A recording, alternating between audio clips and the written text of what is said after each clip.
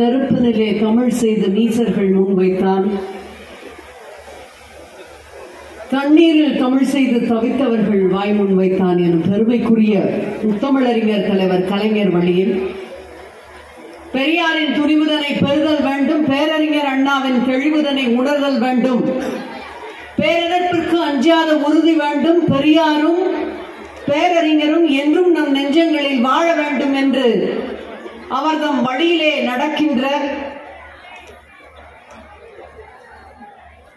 தமிழ்நாட்டை இந்தியாவிலே இருக்கின்ற அனைத்து மாநிலங்களிலும் முதன்மை மாநிலமாக உயர்த்தி இருக்கின்ற பெருமைக்குரிய மாண்புமிகு முதலமைச்சர், நாங்கள் உழைக்கின்றோம், உழைப்பதற்கு உரிய நிதி எங்கே? வருமானத்தை அதிகமாக அளிக்கின்றோம், வரியை கட்டுகின்றோம், எங்களுக்கு உரிய நிதியை உரிமையாக கேட்கின்றோம், பிச்சையாக அல்ல என்று மிக கண்டனமானது ஒரு மாபெரும் கண்டன பொதுக்கூட்டத்தை நம்முடைய தலைவர் தளபதி அவர்கள் வழியிலே ஏற்பாடு செய்திருக்கின்ற தென்னை தெற்கு மாவட்ட திராவிட முன்னேற்ற கழகத்தினுடைய இந்த சிறப்பான கூட்டத்திற்கு தலைமை வைத்துக் கொண்டிருக்கின்ற தொகுதியினுடைய சட்டமன்ற உறுப்பினர், மக்கள் பணியிலே கொஞ்சமும் அயராமல் கூப்பிட்ட குரலுக்கெல்லாம் உடன் சென்று நிற்கின்ற மக்கள் காவலர், சட்டமன்றத்திலே அதிக அளவு கேள்விகளை தொகுதியின் சார்பாக எழுப்பி நல்லதொரு சட்டமன்ற உறுப்பினர் என்பதை நிரூபித்திருக்கின்ற அன்பிற்குரிய தம்பி சோழிங்கநல்லூர் மத்திய பகுதியுடைய செயலாளர் அரவிந்த் ரமேஷ் அவர்களே, சிறப்புரை நல்க இருக்கின்ற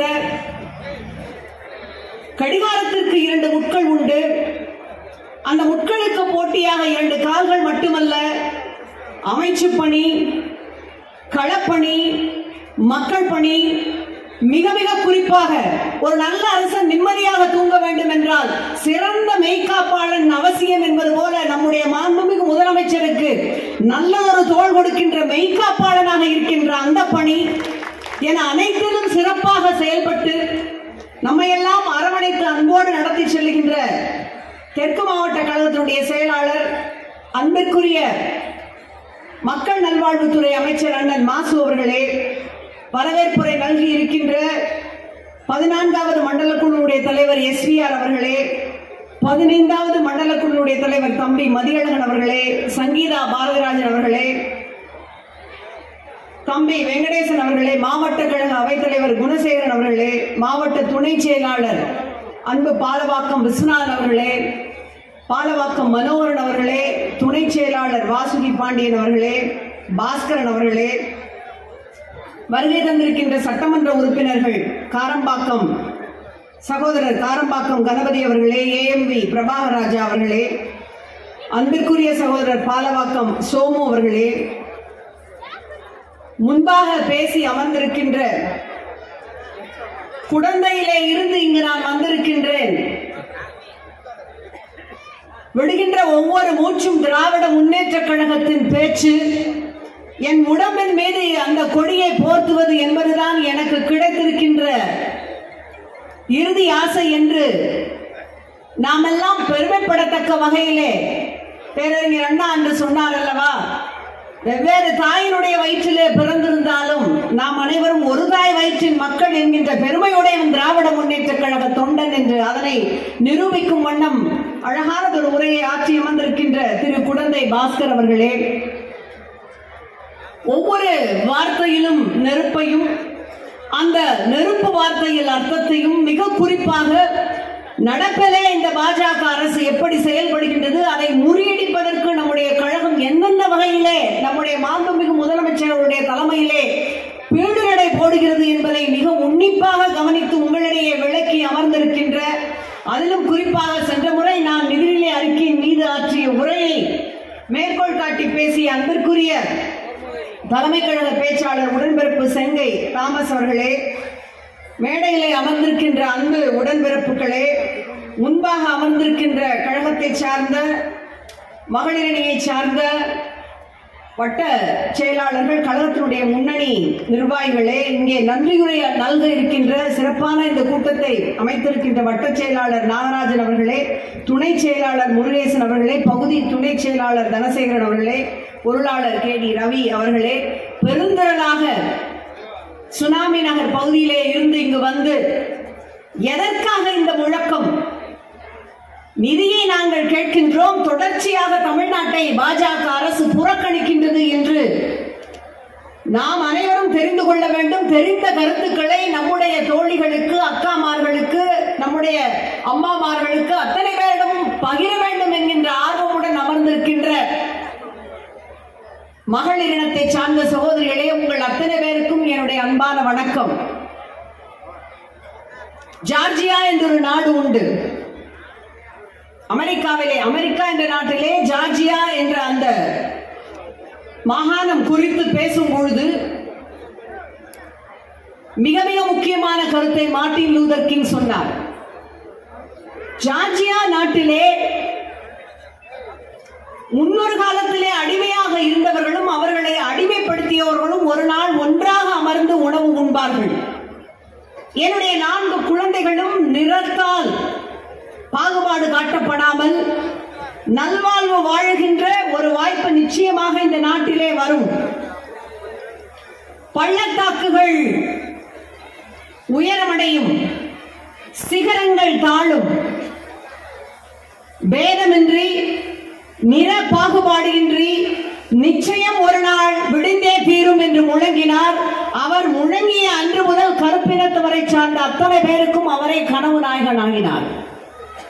10 ஆண்டுகளுக்கு மேலாக இருண்டிருந்த தமிழகத்தை கடந்த 4 ஆண்டுகளில் தன்னுடைய ஆட்சியின் மூலமாக எனக்கு ஒரு கனவு இருக்கின்றது, என் முன்பாக நான் ஒரு புதியதொரு தமிழ்நாட்டை உருவாக்க முனைகின்றேன். அன்பான சகோதரர்களே, சகோதரிகளே, உடன்பிறப்புகளே, நீங்கள் எனக்கு பின்பாக வராதீர்கள், என்னோடு இணைந்து வாருங்கள், நாம் புதியதொரு பாதையை நோக்கி பயணிப்போம் என்று ஒரு நாயகன் அறிவிக்கின்றார். அன்றைய தினம் முதல் இனி என்றென்றைக்கும் அவர்தான் கனவு நாயகன் என்னும் வண்ணம் நம்முடைய மாண்புமிகு முதலமைச்சர் அவர்கள் பொற்கால ஆட்சியை நடத்தி கொண்டிருக்கின்றார்.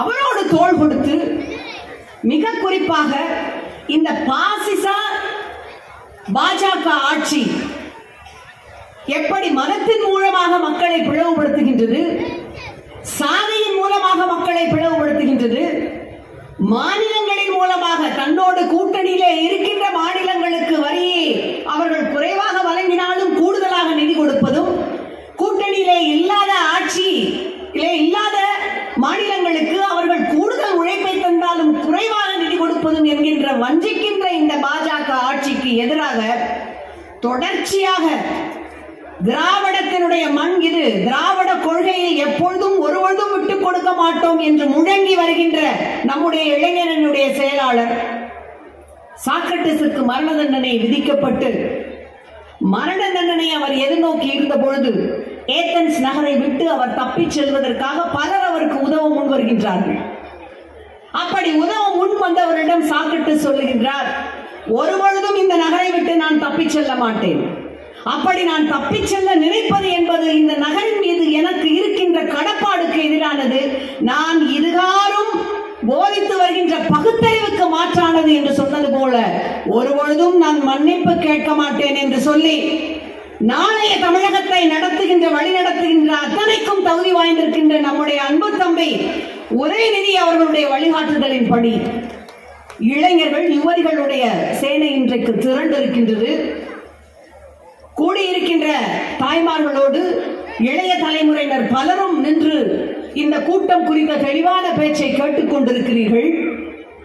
தொடர்ச்சியாக நாம் ஏன் பாஜக அரசை எதிர்த்து வருகிறோம் என்றால், தொடர்ச்சியாக அது அனைவருக்கும் அனைத்தும் என்கின்ற இன்க்ளூசிவ் பாலிடிக்ஸ், மதச்சார்பற்ற அரசியலை விடுத்து நீ கிறிஸ்துவன், நீ முகமதியன், நீ இந்து என்றெல்லாம் பாகுபாடுகளை உண்டாக்கி நாம் அனைவரும் ஒரே சகோதரர்கள், அன்போடு புரிந்துணர்வோடு இந்த மண்ணிலே வாழ்ந்து வருகிறோம் என்கின்ற அந்த அரிய வாழ்க்கைக்கு கடப்பாடிற்கு ஒரு முற்றுப்புள்ளி வைக்க போராடி வரும் பொழுது தனித்துவமான வரலாறு உடையவர்கள் நாங்கள். இரும்பின் தொன்மையை அறிவியல் பூர்வமாக நம்முடைய தமிழ்நாட்டு முதலமைச்சர் அறிவித்திருக்கின்றார். வெறும் பழம்பெருமை பேசுகின்ற விஷயம் அல்ல. இரும்பின் தொன்மை என்பது 4000 ஆண்டுகளுக்கு முற்பட்டது என்று 3 அறிவியல் நிலையங்களிலே சென்று அந்த தொன்மையை நிரூபித்து அந்த இரும்பினுடைய பயன்பாடு நம்முடைய தமிழ்நாட்டிலே இருக்கின்றது என்று அந்த தொன்மையை அறிவித்திருக்கின்றார். நம்முடைய தானே தலைவர் கலைஞர் 3வது முறை முதலமைச்சராக இருந்த பொழுது ஒரு நாள் திடீரென்று காலை கணபதி ஸ்தபதியை அழைக்கின்றார் தொலைபேசியின் மூலமாக. ஸ்தபதியை தொலைபேசியிலே அழைத்து உடனடியாக கன்னியாகுமரியில் வான் உயரத்திற்கு வள்ளுவருக்கு ஒரு சிலை ஒன்றை நாம் அமைக்க வேண்டும். அது எதற்கு என்றால், தெற்கிலே கன்னியாகுமரியிலே நாடு முடிவடைகிறது என்கிறார்கள். அதை மாற்றி இங்கிருந்துதான் நாடு தொடங்குகின்றது, தெற்கிலிருந்துதான் இந்தியாவின் சரித்திரம் தொடங்குகின்றது, இமயத்தை பார்க்கும் வண்ணம் வள்ளுவர் உயர்ந்து நிற்க வேண்டும் என்று பணிக்கின்றார். அப்படியே அது நிறுவப்படுகின்றது. அந்த வான்புகழ் வள்ளுவருக்கு 25 ஆண்டுகளை நிறைவாக கொண்டாடி மகிழ்ந்திருக்கின்றார் நம்முடைய மாண்புமிகு முதலமைச்சர். வெறும் பழம்பெருமை பேசுவதற்காக யாருக்கும் அஞ்சாமல், கால்டுவெல் அவர்கள் சொன்னதை போல உலகிலேயே மிக மிக குறைவான மூட நம்பிக்கை உள்ள இனம் திராவிட இனம் என்று சொன்னார். அந்த பெருமையுடைய நாங்கள் எங்கள் உரிமைகளை உங்களிடம் கேட்கின்றோம்.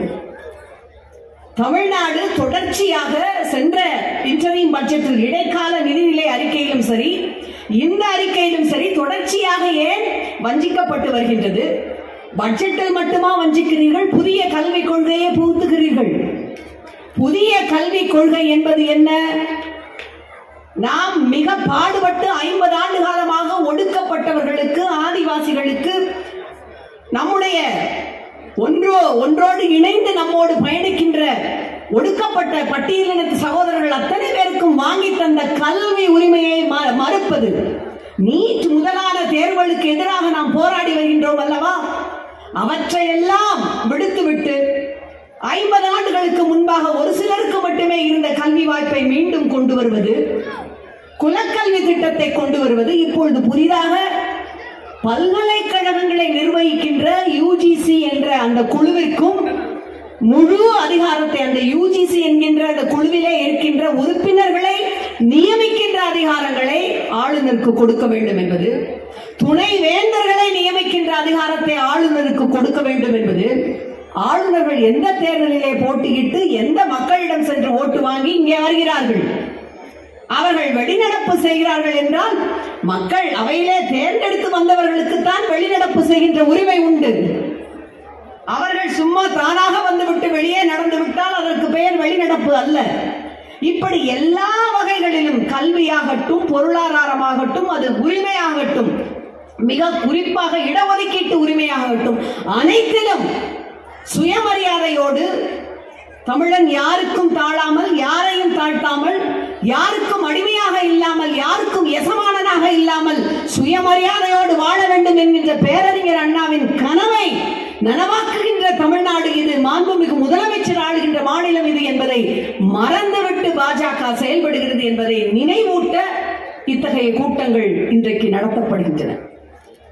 3 தினங்களுக்கு முன்னால் தலைநகர் டெல்லியிலே நம்முடைய கழகத்தினுடைய மாணவர் அணியினர் மிக பிரம்மாண்ட அளவிலே ஒன்று திரண்டு இந்த யுஜிசி என்று சொல்லப்படுகின்ற பல்கலைக்கழக மானிய குழுவினுடைய அந்த இப்பொழுதைய வரைமுறைகள் எப்படி மாநிலங்களுடைய அதிகாரத்தை பறிக்கின்றன என்பது குறித்து மிகப்பெரிய கண்டன ஊர்வலத்தை, மிகப்பெரிய கண்டன கூட்டத்தை நடத்தினார்கள். அகில இந்திய தலைவர்கள் அத்தனை பேரும் பங்கேற்று அவர்கள் சொன்ன விஷயம் என்ன தெரியுமா? இதற்கான முதல் குரல் தமிழ்நாட்டு முதலமைச்சர் மாண்புமிகு தளபதி மு.க. ஸ்டாலின் அவர்கள் எழுப்பிய குரல் என்று சொன்னார். அநீதிக்கு எதிரான முதல் குரலாக, நீதியை உயர்த்தி பிடிக்கின்ற முதல் குரலாக தென்னாட்டிலே இருந்து வருகின்ற உங்களுடைய முதலமைச்சர் தான் இதனை முன்னெடுத்திருக்கின்றார். இனி நாங்கள் அத்தனை பேரும் அதனை பின்பற்றி எங்களுடைய கண்டன குரலை பதிவு செய்வோம் என்று சொன்னார்கள். அந்த வகையிலே பார்க்கும் பொழுது அறிந்து கொள்ள வேண்டும் நீங்கள் நாட்டு நடப்பை. ஏன் இதனை நாங்கள் கண்டிக்கின்றோம் என்று இதில் ஏகப்பட்ட புள்ளி விவரங்கள் இருக்கின்றன. ஒவ்வொன்றையும் நீங்கள் வாசித்தீர்கள் என்றால் எப்படி நாம் ஏமாற்றப்பட்டிருக்கின்றோம் என்பது மிக மிக தெளிவாக தெரியும். இந்த ஆட்சி, இந்த பாஜக ஆட்சி என்பது ஒரு கடன்கார ஆட்சி.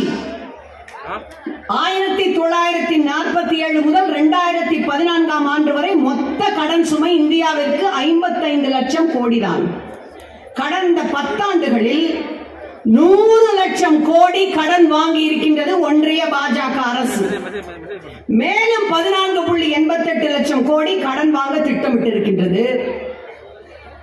இதன் மூலம் நம்ம எல்லார் மேலையும், ஒவ்வொரு இந்தியர் மேலையும், நமக்கெல்லாம் ஏற்கனவே ஏகப்பட்ட கடன் இருக்கு. இஎம்ஐ இருக்கு, கார் லோன் வாங்கியிருக்கோம், வீட்டு லோன் வாங்கியிருக்கோம், அப்புறம் நிறைய வீட்டுக்காரருக்கு தெரியாம கூட நம்ம லோன் வாங்கியிருக்கலாம். பெண்களாகிய நம்மீதும் குடும்ப தலைவர்கள் மீதும் ஏகப்பட்ட நிதி சுமை ஏற்கனவே இருக்கின்றது. ஒவ்வொரு இந்தியர் மீதும் இவர்கள் வாங்கிய கடன், நாம் இங்கே இருக்கின்ற ஒவ்வொரு இந்தியர் மீதும் 1,15,000 கடன் சுமை இருக்கின்றது. எல்லாரும், நம்ம எல்லாரும் 1,15,000 நம்ம மேல கடன் இருக்கு. நம்ம அதை வரியா கொடுத்து அதை வாங்கி அவங்க கொடுக்கணும். இது மாதிரி ஏகப்பட்ட இந்த கடனை எல்லாம், இவ்வளவு கடன் சுமையை வைத்துக் கொண்டு அதானிக்கும் அம்பானிகளுக்கும் அவர்களுடைய நிறுவனங்களுக்கு மானியங்கள் என்று சொல்லப்படுகின்ற சப்சிடியை அதனை அது வாரி வாரி வழங்குகின்றது.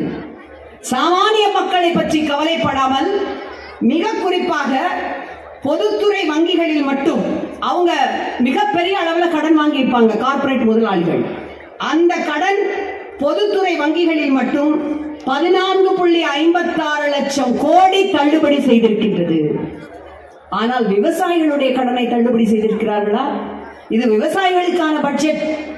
நாங்கள் உழவர்கள் பக்கம், பெண்களுக்கு, விவசாயிகளுக்கு, இளைஞர்களுக்கு, யுவதிகளுக்கு என்றெல்லாம் மாய்ந்து மாய்ந்து சொல்லுகின்றார் அம்மையார் அவர்கள்.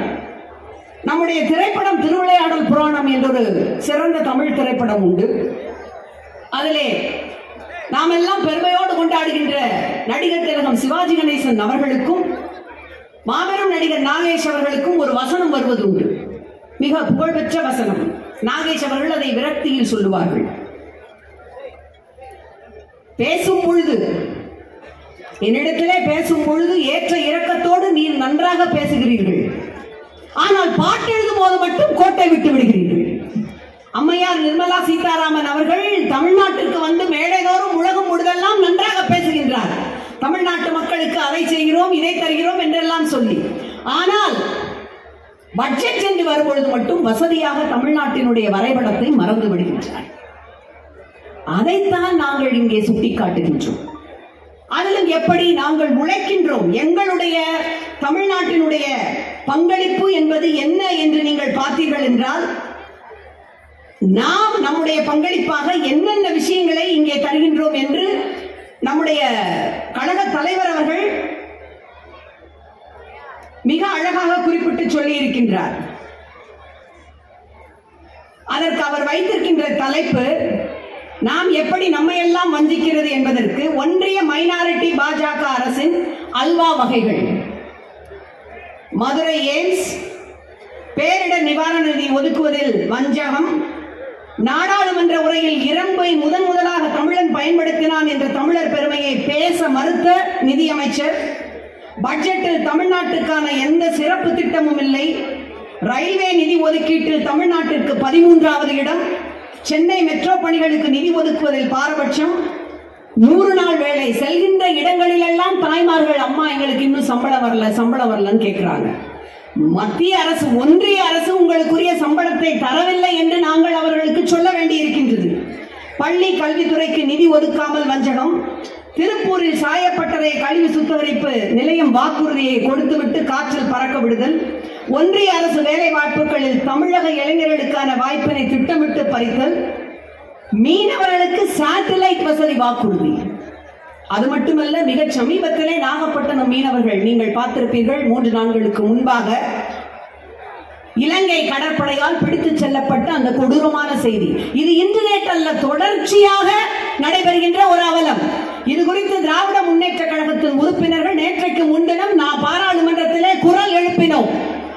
எத்தனை தடவை சொல்லுவது? குஜராத்திலே மட்டும் மீனவர்கள் பிடிபட்டால் இந்திய மீனவர்கள், தூத்துக்குடியில் நாகை மாவட்டத்தில் பிடிபட்டால் அவர்கள் தமிழக மீனவர்கள். இந்த பாரபட்சம் ஏன்? அவர்களுக்கு சேட்டலைட் வசதி, அவர்களுக்கு பாதுகாப்பை முதலில் உறுதி செய்யுங்கள்.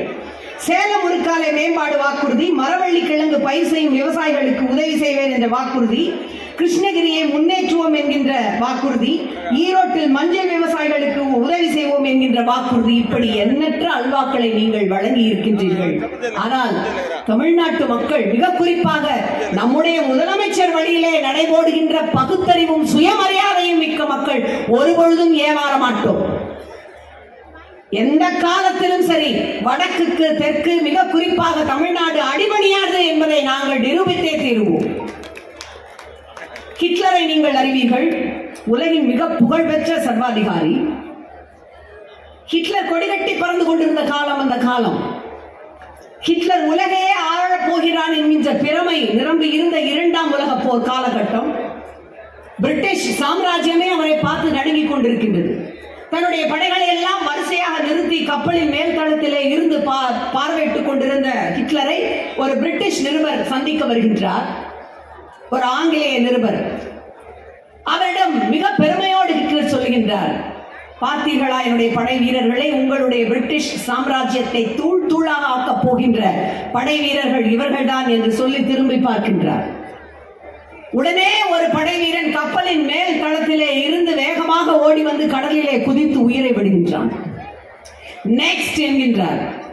இரண்டாவதாகவும் ஒரு படை வீரன் வேகமாக ஓடி வந்து கப்பலின் மேல் தளத்திலே இருந்து கீழே குதித்து உயிர் விடுகின்றார். அடுத்து ஒன்றும் சொல்லாமல் திரும்பி பார்க்கின்றார். மூன்றாவதாக ஒரு படை வீரன் தலைதெறிக்க ஓடி வருகின்றான் உயிரை விடுவதற்கு. பார்த்து கொண்டே இருந்த அந்த நிருபர் பதைத்து போய், அவர்தான் பைத்தியக்காரத்தனமாக ஏதாவது உளறுகிறான் என்றால் நீ வேறு ஏன் இப்படி இந்த முடிவிற்கு ஓடி வருகிறாய் உயிரை விட என்று கேட்கின்றார். அதற்கு அந்த சிப்பாய் பதில் சொன்னாராம், இந்த பைத்தியக்காரனோடு இருப்பதை விட கடலிலே குதித்து சாவரே மேல் என்று சொன்னாராம். யார் யார் எவர்கள் என்று உங்களுக்கு நான் அந்த அனாலஜியினுடைய விளக்கத்தை தர வேண்டிய அவசியம் இல்லை. நாடு யாருடைய கையிலே சிக்கி இருக்கின்றது, எதை வைத்து அரசியல் செய்கிறார்கள், மிக மிக குறிப்பாக நமக்கு என்று நாம் எடுத்து வந்த நம்முடைய, அதாவது நம்முடைய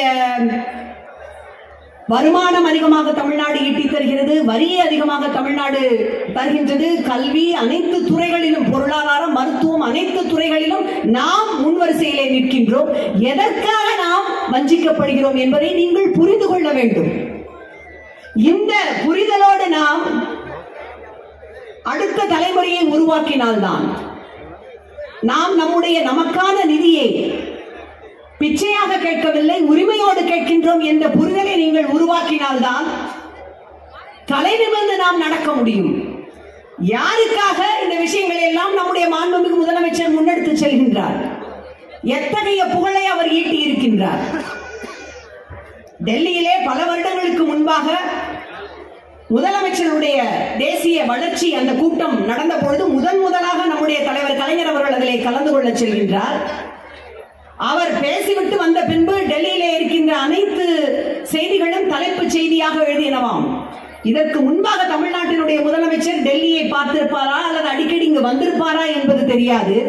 ஆனால் இன்றைக்கு அவருடைய பேச்சு இங்கு வந்து அவர் திரும்பிய பின்பு உலகம் முழுவதும் அவரை உற்றி கவனிக்கின்ற ஒரு பேச்சாக மாறி இருக்கின்றது என்று, அதனை அடியொற்றித்தான் ஐயா தேவகவுடா அவர்களும், நாங்கள் டெல்லியிலே இருந்தாலும், துணை பிரதமராக இருந்த பொழுது டெல்லியிலே இருந்தாலும் எங்களுடைய தலைநகரம் சென்னையில் என்று சொன்னார். அதை போலத்தான் இன்றைக்கு வட இந்திய தலைவர்களை, அதில் மிக குறிப்பாக ஜனநாயகத்திலே நம்பிக்கை இருக்கின்ற தலைவர்களை ஒன்றிணைக்கின்ற அந்த மிகப்பெரிய பணியை நம்முடைய தளபதி அவர்கள் செய்து வருகின்றார். நீங்கள் நம்முடைய சகோதர சகோதரர்களுக்கு, உடன்பிறப்புகளுக்கெல்லாம் சொல்ல வேண்டிய செய்தி இதுதான். ஒவ்வொரு மாவட்டத்தையும் ஒவ்வொரு மாநிலத்தையும் எடுத்து பாருங்கள். பீகாருக்கு, ஆந்திர பிரதேசம், இது ஏபிசி பட்ஜெட் என்று சொல்லலாம். ஆந்திரா, பீகார் சென்ட்ரல் பட்ஜெட் என்று அவர்கள் அத்தனை பேரும் கூட்டணியிலே இருக்கின்றார்கள். அவர்களுக்கு அள்ளி அள்ளி தருகின்றார்கள். நாம் வெள்ளத்தின் பொழுது கேட்டோம், கையை விரித்தார்கள்.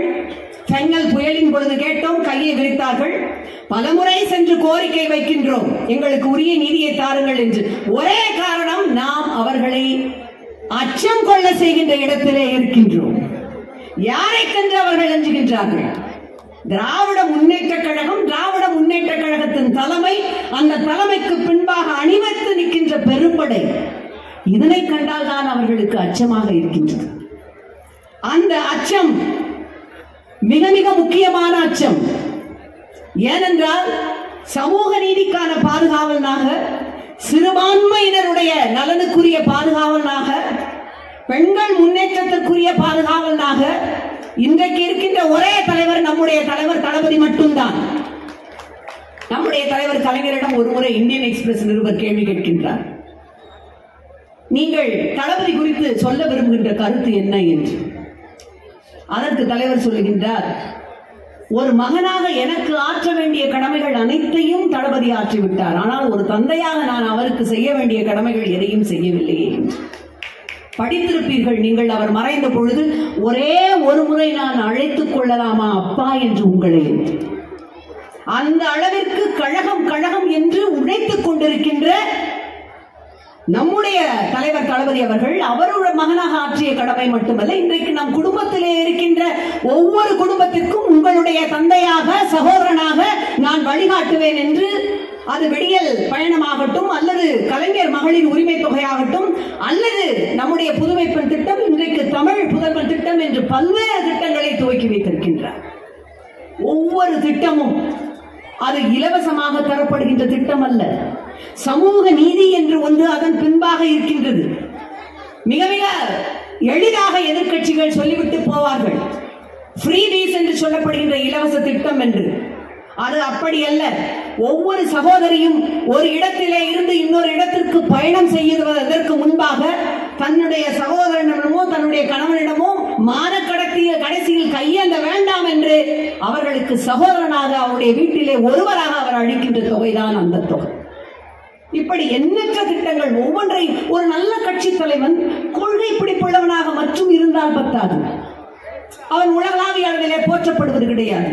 தன்னுடைய முன்னோர்கள் தனக்கு விட்டு சென்ற நேயமான விழுமியங்களையும் மனிதநேய பண்புகளையும் தன்னுடைய மனதிலே கொண்டவனாக இருக்க வேண்டும். ஆப்ரஹாம் லிங்கன் குறித்து மரியா டெரிக் என்கின்ற எழுத்தாளன் சொல்லியிருப்பான், இரும்பை நிகர்த்த கொள்கைகளை பேசுவோம் என்றாலும் மலர்ந்தும் மெல்லிதான மனித இதயத்தை கொண்டவர் என்று. அவர்தான் நம்முடைய கழக தலைவர் தளபதி. அவரால் தான் ஒரு குடும்பத்தினுடைய துக்கத்தை, ஒரு பெண்களுடைய ஒரு துயரத்தை, ஒரு குடும்பத்தை நிர்வகிக்க வேண்டும் என்றால் எவ்வளவு அது துயரமும் சிரமமும், மத்தியதர வர்க்கம் மட்டுமல்ல, ஒடுக்கப்பட்ட ஏழைகள் எப்படி சிரமப்படுகிறார்கள் என்பதை கருத்திலே கொண்டு அத்தகைய திட்டங்களை வழங்க முடியும். அத்தனையும் நாங்கள் செய்கின்றோம். நாங்கள் தமிழர்கள் என்று சொல்கின்றோம். ஒருபொழுதும் நாங்கள் இந்தியர்கள் என்று சொல்லவும் தவறவில்லை. ஆனால் நாங்கள் முதலில் நம்முடைய தலைவர் அவர்களை கேட்டார்கள் அல்லவா, நீ தமிழனா இந்தியனா என்று கேட்டால் என்ன சொல்வீர் என்று. நான் ஒரு மானமுள்ள சுயமரியாதை தமிழன் என்று சொல்லுவேன் என்றார் தலைவர் கலைஞர். அதுதான் முக்கியம். பங்களாதேஷ் யுத்தத்தின் பொழுது தலைவர் கலைஞர் அவர்கள், அப்பொழுது பிரதமராக இருந்த அம்மையார் இந்திரா காந்தி அனைத்து மாநிலங்களுக்கும் வேண்டுகோள் விடுக்கின்றார், நிதி தாருங்கள். எல்லா மாநிலங்களையும் விட கூடுதலாக முதல் இடத்தை பிடிக்கும் அளவுக்கு பல கோடி ரூபாயை அம்மையாரிடம், நாங்கள் தமிழர்களாக இருந்தாலும் நாங்களும் இந்தியர்கள் தான் என்று சொல்லி வசூலித்து கொடுக்கின்றார். சொல்லிவிட்டு அம்மையாரிடம் மேடையிலே அமர்ந்திருக்கும் பொழுது சொன்னார், நான் ஏன் இவ்வளவு அதிகமான நிதியை வசூலித்து அனைத்து மாநிலங்களையும் விட தமிழ்நாடு முதலிடத்திலே இதை கொடுக்கின்றது என்று சொல்ல விரும்புகிறேன் என்றால், உங்களுடைய உத்தரப்பிரதேசத்தை விட நிலப்பரப்பில் தமிழ்நாடு சிறியது, உங்களுடைய உத்தரப்பிரதேசத்தை விட பாராளுமன்ற அந்த பிரதிநிதித்துவத்தில் மெம்பர்ஸ் ஆஃப் த பார்லிமெண்ட் எங்களுடைய தமிழ்நாடு குறைவானதுதான். ஆனால் மனிதநேய பண்பிலும் ஒருவருக்கு ஒருவர் என்று தோள் கொடுக்கின்ற சங்ககாலம் தொட்டு ஈகை தருகின்ற குணத்திலும் தமிழர்கள் யாருக்கும் சளைத்தவர்கள் அல்ல என்பதை நீங்கள் உணர்ந்து கொள்ள வேண்டும் என்பதற்காகத்தான் முதல் இடத்தை பிடிக்கும் அளவிற்கு நிதியை திரட்டி தந்திருக்கிறோம். அண்டை மாநிலத்தவருக்கெல்லாம் நம்முடைய தளபதி அவர்கள் செய்த உதவிகளை இங்கே குறிப்பாக சொல்லி காட்டினார்கள். எப்படி உக்ரைன் போரின் பொழுது உடனடியாக ஒரு விமானத்தை அனுப்பி அவர் வரவழைத்தார் என்று. இப்பொழுது பாருங்கள், 3 தினங்களுக்கு முன்பாக இல்லீகல் இமிகிரன்ட்ஸ் என்று சொல்லப்படுகின்ற முறையில்லாத வகையிலே விதவுட் பாஸ்போர்ட்ஸ் அங்கு சென்று தங்கி இருக்கின்ற அமெரிக்க வாழ் இந்தியர்களை கைகளில் விலங்கு கால்களில் விலங்கு போட்டு மனிதத்தன்மை இல்லாமல் military airplanes, not in chartered, நம்முடைய சிவிலியன் ஏர்பிளைன்ஸ் இல்லாமல் சார்ட்டர்ட் மிலிட்டரி ஏர்பிளைன்ஸ் அந்த அரசாங்கத்தினுடைய ராணுவம் அழைத்து வந்து இறக்கி இருக்கின்றது. எதிர்கட்சிகள் அத்தனை பேரும் பாராளுமன்றத்திலே அமளி எழுப்பி திராவிட முன்னேற்ற கழகம் அதிலே மிக கடுமையாக கண்டன குரல் எழுப்பி ஒரு நாள் முழுவதும் அவையை ஸ்தம்பிக்க செய்தோம். அதற்கு முன்பாக மத்திய ஒன்றிய அரசு வாயை திறக்கவே இல்லை. அதற்கு பின்பாக வந்து ஒரு ஸ்டேட்மெண்டை கொடுக்கிறார்கள். மாண்புமிகு பாரத பிரதமர் அவர் பிரதமராக இருந்த காலம் வரையிலும் ஒரு நாள் கூட அவைக்கு வராமல் இருந்ததில்லை. ஆனால் இன்றைய பிரதமர் அவர்கள் அவைக்கு வருகின்ற நாட்களை நீங்கள் கைவிட்டு விரல் விட்டு எண்ணி விடலாம். நம்முடைய மாண்புமிகு முதலமைச்சரை பாருங்கள், நேற்றைக்கு நெல்லையிலே 2 தினங்களுக்கு பின்பாக வேறொரு ஊரில் 3 தினங்களுக்கு முன்பாக இன்னொரு என்று சுற்றி சுழன்று மக்கள் பணியாற்றி வருகின்றனர்.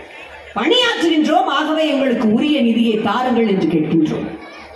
மகளிருக்கு அத்தனை பேருக்கும் மிக நன்றாக தெரியும். ஒரு சிறிய கதையோடு என்னுடைய உரையை நான் நிறைவு செய்யலாம் என்று நினைக்கின்றேன். ஏனென்றால் வரவு செலவு என்பது சகோதரர் சொன்னதை போல ஏதோ கட்டுக்கட்டான புத்தகங்களை வைத்து சதவீதங்கள் வைத்து செய்யப்படுகின்ற விஷயம் அல்ல. 2 சகோதரர்கள் இருக்கின்றார்கள், அண்ணன் தம்பி 2 பேரு, ஒரே செலவு ஒரே வரவு, அப்படி இருந்த குடும்பம் தான். திடீரென்று தம்பிக்கு பங்கை பிரித்து வாங்க வேண்டும் என்ற ஒரு எண்ணம் வந்து விடுகிறது. அதை தெரிந்து கொண்ட அண்ணன் தன்னுடைய மனைவியிடம் சொல்லுகின்றார், தம்பிக்கு இப்படி, அதாவது உன்னுடைய கொழுந்தனாருக்கு இப்படி ஒரு எண்ணம் வந்திருக்கின்றது, இன்றிலிருந்து நீ அவனை கூடுதலாக நல்ல சத்தான உணவு வகைகள் அவைகள் கொடுத்து கூடுதலாக கனிவோடு கவனித்துக் கொள். ஏற்கனவே அம்மாவை போல கவனித்துக் கொள்கின்றார், இன்னமும் கூடுதலாக கவனித்துக் கொண்டால் அந்த எண்ணம் அவருக்கு வராது என்று சொல்கின்றார். அடுத்த நாளிலே இருந்து இந்த அம்மையார் கூடுதலாக நெய்யாகட்டும் பாலாகட்டும் அல்லது இறைச்சி வகைகளாகட்டும் ஏற்கனவே இருந்ததை விட பல மடங்கு செலவழித்து தன்னுடைய கொழுந்தனாரை கவனிக்கின்றார். பார்த்து கொண்டே இருந்த கொழுந்தனார் ஒரு 2 வாரங்கள் சென்ற பின்பு, இப்படி செலவழித்தால் என்னுடைய சொத்தெல்லாம் இப்பொழுதே காலியாகி விடுமே என்று உடனடியாக அண்ணனிடம் சென்று இன்றைக்கே என்னுடைய சொத்தை பிரித்துக் கொடு என்கின்றார்.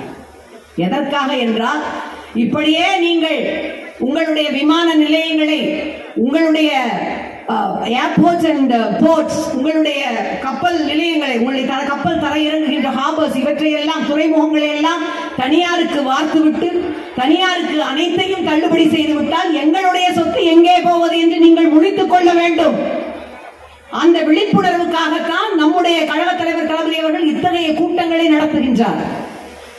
ஓயாமல் கண் துஞ்சாமல் சோதில்லாமல் முளைக்கின்ற அவருடைய கரங்களை வழிப்படுத்த நாம் ஏற்றுக்கொள்ள வேண்டிய சபதம் என்னவென்றால், வெல்வோம் 234, படைப்போம் வரலாறு. நன்றி.